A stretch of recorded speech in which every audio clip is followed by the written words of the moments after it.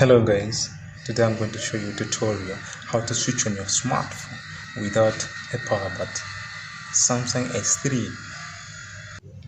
Okay, what you're going to need is a charger and your smartphone. This is the Samsung S3. Okay, the first thing you're going to do is plug your charger to the socket and switch it on. Green light.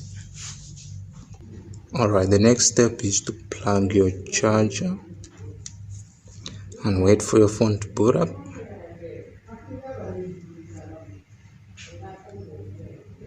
And quickly remove the back cover,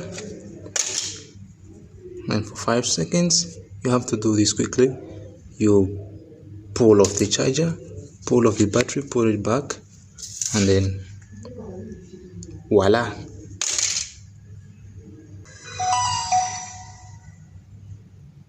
there is. That's how you switch on your phone without a power button.